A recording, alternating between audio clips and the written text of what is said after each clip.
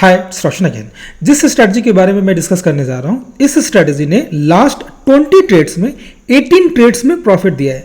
Just in 2 trades we had loss. Back test report दिखाने से पहले मैं आपको बता दूं कि आपको अपने यूट्यूब चैनल पे आना है, यहां होम पे क्लिक करो, ठीक है। सबसे ऊपर जितने वीडियोस मिले ये सारे वीडियोस देख जाओ, ठीक है। सारे वीडियोस में मैंने इस स्ट्रैटेजी को एक्सप्लेन किया है। वेरीफाइड पीएनएल भी मैंने डाला हुआ है, आप देख सकते हैं। यहाँ पे देखो, वेरीफाइड पीएनएल का एक सेपरेट प्लेलिस्ट मिल जाएगा एंड पीएनएल का लिंक आपको सारे वीडियोस के कमेंट सेक्शन में, डिस्क्रिप्शन में मिल जाएगा। पिछले साल भी मैंने एक नया स्ट्रेटजी करना स्टार्ट किया था। लास्ट ईयर भी मैंने 3 मंथ्स कंसिस्टेंटली रोज मैं वेरीफाइड पीएनएल डालता था सेंसेबल का, ठीक है।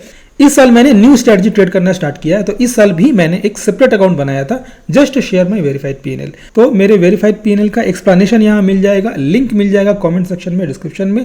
टेलीग्राम चैनल पे भी आपको सब कुछ मिल जाएगा, ठीक है। ये बैक टेस्ट रिपोर्ट भी आप देख सकते हैं। देखो, इस साल जून में लॉस हुआ था एंड लास्ट ईयर अप्रैल में लॉस हुआ था, ठीक है, इन लास्ट 20 ट्रेड्स।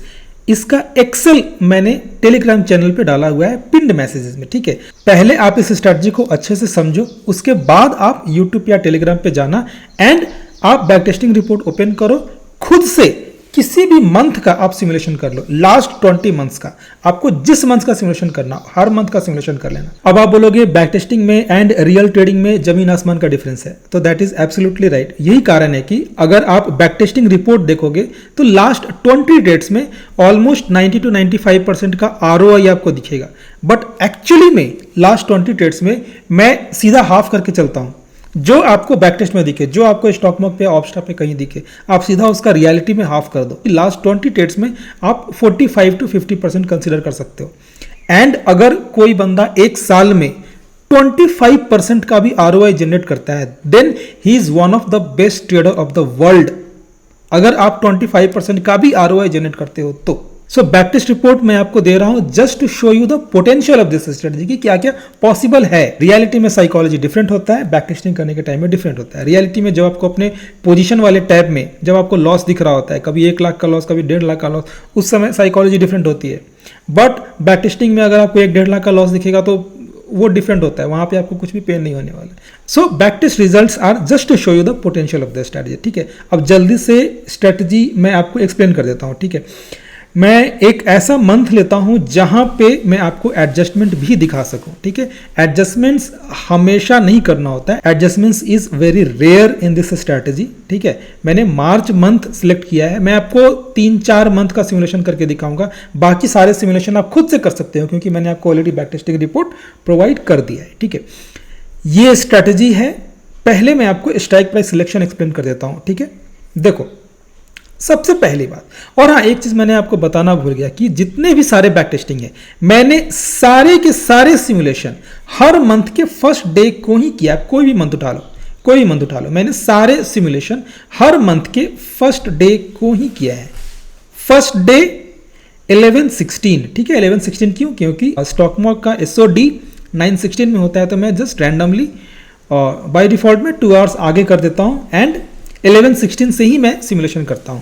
सारे सिमुलेशन मैंने जानबूझ के मंथ के बिगिनिंग में ही, मंथ के फर्स्ट डे को ही लिया है, ताकि आपको ये ना लगे कि मैं आप कोई भी मंथ उठा लो, आप मार्च देख लो, अप्रैल देख लो, ठीक है। ताकि आपको ये ना लगे कि मैं जानबूझ के ऐसा ही डेट सेलेक्ट कर रहा हूं कि आपको प्रॉफिट दिखे। मैंने सारे मंथ का सिमुलेशन मंथ के फर्स्ट डे को किया है एंड 11/16 से किया है टू मेंटेन द ट्रांसपेरेंसी, ठीक है। मार्च भी देख लो आप सारे। आप जब टेलीग्राम पे मेरा देखोगे बैक टेस्टिंग रिपोर्ट, तो मैंने सारे सिमुलेशन मंथ के फर्स्ट डे को ही किया है 11/16 में। स्ट्राइक प्राइस सिलेक्शन समझ लो, ठीक है। बहुत छोटा वीडियो होने वाला है, वीडियो स्किप करके मत जाना, ठीक है। स्पॉट है 22,000, जहां भी स्पॉट हो, नेक्स्ट मंथ में ऑलमोस्ट 1000 पॉइंट्स दूर 500 के मल्टीपल पे बाई करना है, ठीक है। 500 के मल्टीपल पे ही क्यों बाई करना है? क्योंकि आप 22,900 पे बाई नहीं कर पाएंगे, 23,100 पे बाई नहीं कर पाएंगे due to liquidity. Bid and ask price का डिफरेंस अगर आप देखोगे, पहली बात तो आपको मिलेगा ही नहीं 23,100। अगर मिल भी गया तो बिड एंड आस्क प्राइस का डिफरेंस 2 पॉइंट के आसपास होगा, 1.8 to 2.5, 3 पॉइंट्स के आसपास भी होता है, ठीक है। बैंक निफ्टी तो सोच भी नहीं सकते। That's why we choose 500 multiple strike price only. और हाँ, जब आप 500 मल्टीपल का भी स्ट्राइक प्राइस देखोगे तो आपको बिड एंड आस्क प्राइस के बीच का जो डिफरेंस होगा वो 0.6 to 0.7 पॉइंट्स के आसपास होगा। I am not talking about percentage. For example 162.1 है, ठीक है, ये 162.1 आपको 162.7 में या 162.8 तक में मिल सकता है। लिक्विडिटी का इशू अभी भी आएगा, स्लिपेजेस अभी भी आएगा, बट 0.6 to 0.7 पॉइंट्स के आसपास आएगा, ठीक है। इस स्ट्रेटजी में जो आप इंटर करेंगे एंड एग्जिट करेंगे तो overall slippages and charges 0.5 to 0.6% के आसपास होगा। मतलब अगर आपको 3% का प्रॉफिट दिख रहा है तो एक्चुअली में 2.4% के आसपास का प्रॉफिट होगा, ठीक है। तो मैंने स्लिपेजेस ये सब कुछ आपको अभी बता दिया। अभी आप जल्दी से समझ लो कि स्ट्राइक प्राइस सिलेक्शन कैसे करना है। 1000 पॉइंट्स दूर स्पॉट से 500 के मल्टीपल पे डबल क्वांटिटी में बाई करना है एंड इन करंट मंथ, मतलब कि मार्च का है तो मार्च में 200 to 300 पॉइंट्स दूर का ऑप्शन सेल करना है one lot in such a way that यहां पे भी ये ग्रीन जोन मेंटेन हो एंड यहां पे ब्लू लाइन भी ऊपर हो। This blue line should not be under this, ये ब्लू लाइन इसके अंदर नहीं होना चाहिए, रेड वाले पार्ट के अंदर। अभी मैं आपको एक चीज दिखाता हूं, अगर आप 22,200 के बदले 22,300 पे गए होते तो देखो यहां पे ये रेड बन जा रहा है। एक चीज मैं आपको और बता दूं कि ग्रीन एंड रेड का मतलब ये नहीं है कि आपको यहां पे क्रेडिट मेंटेन करना है। जैसे अगर आप 22,200 सेलेक्ट करते हो तो देखो अभी भी ये डेबिट में ही है, बट यहां पे देखो होता क्या है, देखो स्टॉक मार्केट को ऑप्शा को किसी को पता नहीं है कि मंथ एंड में नेक्स्ट मंथ का प्रीमियम कितना रहने वाला है, ठीक है। ये थोड़ी पता है कि नेक्स्ट मंथ में इस स्ट्राइक प्राइस का ग्रीक्स क्या होने वाला है, ये किसी को पता नहीं होता है। बट स्टॉक मार्केट ऑप्शा एज्यूम करके चलता है कि इतना पॉसिबल थीटा डी के हो सकता है नेक्स्ट मंथ के बाई वाले में, ये वाला तो जीरो ही होने वाला है। अगर ओटीएम रह गया तो ये वाला तो जीरो ही रहने वाला है। सो जस्ट एक एज्यूम करके चलता है as per the current Greeks ऑप्शा और स्टॉक मार्केट एज्यूम करके चलता है कि इतना प्रॉफिट हो सकता है मंथ एंड में, इसलिए ये वाला पार्ट ग्रीन दिख रहा है। बट यहाँ पे ये एक्चुअली में डेबिट में। डेबिट एंड क्रेडिट का कैलकुलेशन कैसे होता है, दैट सिंपल। जो आपने बाई किया हुआ है 162.1 इंटू 2 कितना हो गया, 322 के आसपास हुआ, ठीक है, 324 के आसपास हुआ, माइनस 285, तो 162.1 इंटू 2 माइनस 285.8 ये यहीं पे दिखता है। बट एक्चुअली में ये डिफरेंस आपको कभी नहीं मिलने वाला है। क्यों? क्योंकि मंथ एंड में ये वाला तो जीरो होगा नहीं ना, इसलिए कैलेंडर है, कैलेंडर का पे ऑफ चेंज होता रहता है, जो आपको दिखता है वो करेक्ट नहीं होता है at every point of time. जब भी ग्रीक्स चेंज होगा कैलेंडर का पे ऑफ चेंज होगा। बट फिर भी हम पे ऑफ पे फोकस क्यों करते हैं, हमारे कंट्रोल में एंट्री है, एंट्री के बाद पोजीशन आपके कंट्रोल में नहीं होता है। सो एंट्री करने से पहले मेरे से जितना पॉसिबल हो सके मैं उतना कोशिश करूंगा कि हमारा पोजीशन सेफ हो। मुझे पता है कि ये भी चेंज हो जाएगा, ये भी ग्रीन हो, ये भी रेड हो सकता है, ये ब्लू लाइन भी टाइम के साथ साथ नीचे आता जाएगा, ये बात मुझे अच्छी तरह से पता है। बट फिर भी एंट्री करने से पहले मेरे से जितना पॉसिबल होगा मैं अपने पोजीशन को उतना अच्छा करने का कोशिश करूंगा। अब देखते हैं इसका एडजस्टमेंट्स कैसे करना है। तो देखो एडजस्टमेंट्स आपको तभी करना है जब मार्केट ऊपर जाए, मार्केट जब ब्रेक इवन के पास हो, मतलब जब आपका ये वाला स्ट्राइक एट द मनी हो जाए, ठीक है। अगर मार्केट नीचे आए या मार्केट साइडवेज रहे तो आपको कोई एडजस्टमेंट्स नहीं करना है, ठीक है। मैं आपको जल्दी से दिखाता हूं एडजस्टमेंट्स आप कैसे कर सकते हैं।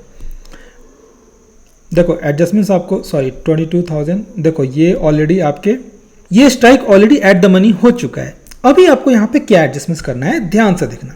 देखो सबसे पहले करंट मंथ में जो आपका नेक्स्ट 500 का मल्टीपल होगा, ठीक है, नेक्स्ट 500 क्या होगा, 22,500 करंट मंथ में सेल करना है।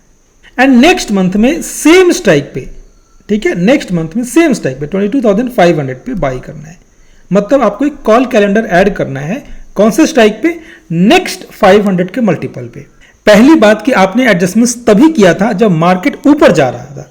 अगर आपको लगता है कि मार्केट ऊपर जा सकता है, किसी तरह का ब्रेकआउट है या मार्केट बुलिश हो चुका है, तो आप 22,600 पे यानी कि 100 पॉइंट्स आप आगे शिफ्ट करेंगे। एक काम आप और कर सकते हैं, 500 पॉइंट्स और आगे आप शिफ्ट करके चेक कर सकते हैं, ठीक है, 500 पॉइंट्स और आगे शिफ्ट करके चेक कर सकते हैं।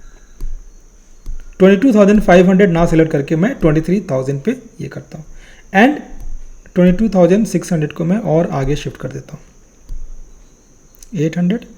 अभी बताओ अभी ये कैसा है, आप यहां पे देख सकते हैं ये पोजीशन बुलिश भी है and this is sideways also. अब आप बताओ कि आपको कौन सा पे ऑफ बेटर लग रहा है, आपको जो पे ऑफ बेटर लग रहा है वही एडजस्टमेंट्स आपको करना है। कोई फिक्स्ड रूल नहीं है, ये मैथ या साइंस नहीं है ना कि मैं आपको कोई फिक्स्ड फॉर्मूला दे दूंगा, ठीक है। आपको डिसाइड करना है कि आप क्या एडजस्टमेंट्स करेंगे। अगर आप मेरे से पूछो तो मुझे ये वाला पे ऑफ बेटर लग रहा है इंस्टेड ऑफ 22,500 पे जब आपने शिफ्ट किया था, मुझे उससे बेटर ये पे ऑफ लग रहा है। क्यों? क्योंकि यहां पे ये बुलिश भी है एंड ये साइडवेज भी लग रहा है। अगर मैं 22,900 पे कर दूं, देखो अगर आपका व्यू पूरी तरह से बुलिश हो चुका है तो आप 22,850 या 22,900 पे भी शिफ्ट कर सकते हो। अगर आप बचना चाहते हो, अगर आपको लगता है कि अगर बुलिश नहीं हुआ, अगर आपका व्यू गलत हो गया, साइडवेज में भी आपको कोई प्रॉब्लम ना हो, तो आप 22,800 भी सिलेक्ट कर सकते हो, ठीक है। अगर मार्केट साइडवेज भी रह गया तो भी आपके पोजीशन को ये प्रोटेक्ट करके रखेगा। आप डिसाइड करोगे, आपका पे ऑफ डिसाइड करेगा कि which adjustments has to be done. एक काम और कर सकते हैं, पर्सनली मैं क्या करता हूं, देखो मैंने आपको एडजस्टमेंट्स बता तो दिया बट मैं खुद एडजस्टमेंट्स नहीं करता हूं। मतलब कि आपके पास दोनों चॉइस है, आप या तो एडजस्टमेंट्स करो या एडजस्टमेंट्स नहीं करो। क्यों नहीं करता हूं मैं, देखो आपके लिए, आपको इसके लिए डबल क्वांटिटी पहले से रखना पड़ेगा।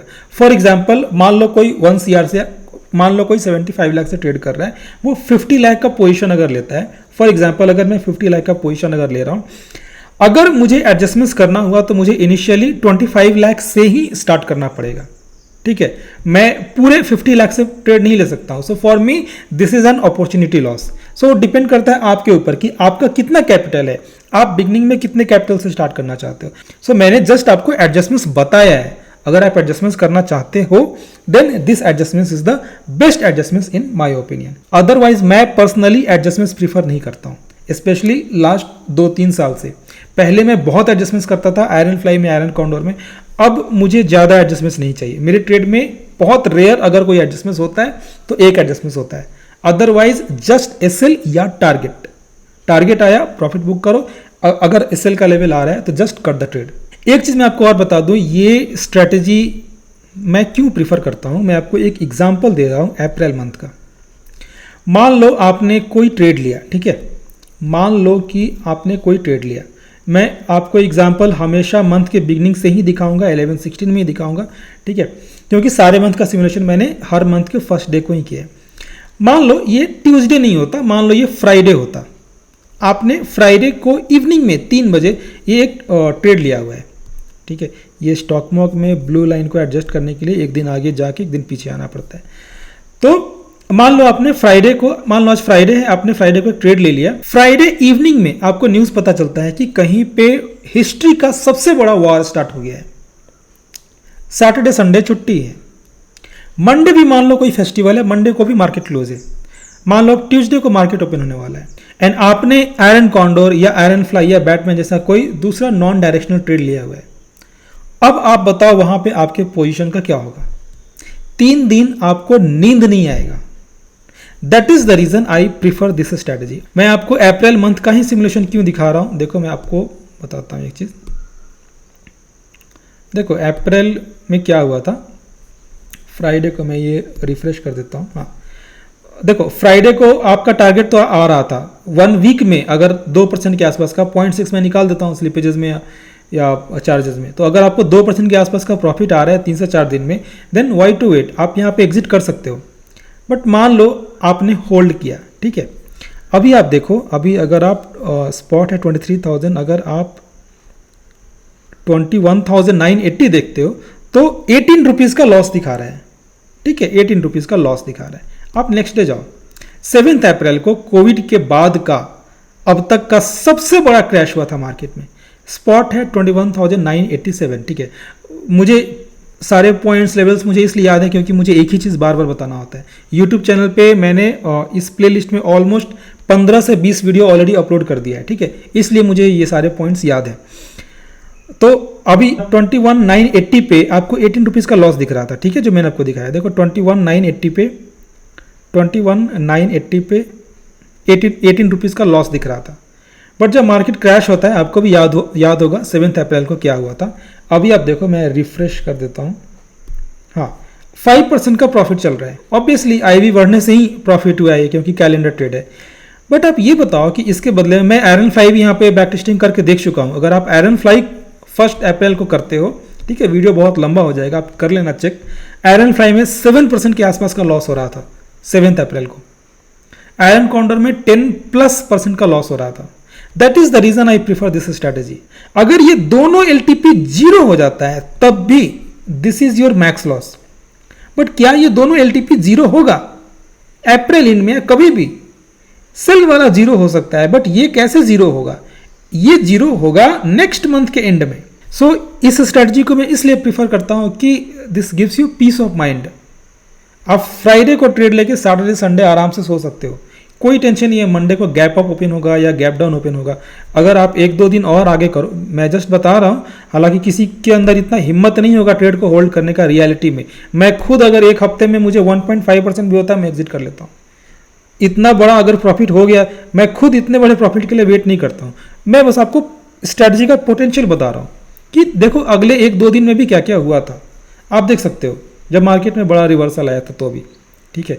एक चीज मैं आपको फिर से बता दूं, इस स्ट्रैटेजी को चाहे कुछ भी हो जाए लास्ट वीक तक लेके मत जाना। मतलब 20 तारीख तक, आप 20 तारीख के कर लो किसी भी मंथ में, इस स्ट्रैटेजी को 20 तारीख के बाद कंटिन्यू नहीं करना है। क्यों? क्योंकि 20 तारीख आते आते ये ब्लू लाइन बहुत नीचे हो जाता है, ठीक है। लास्ट वीक में गामा इफेक्ट भी बहुत तेजी से होता है।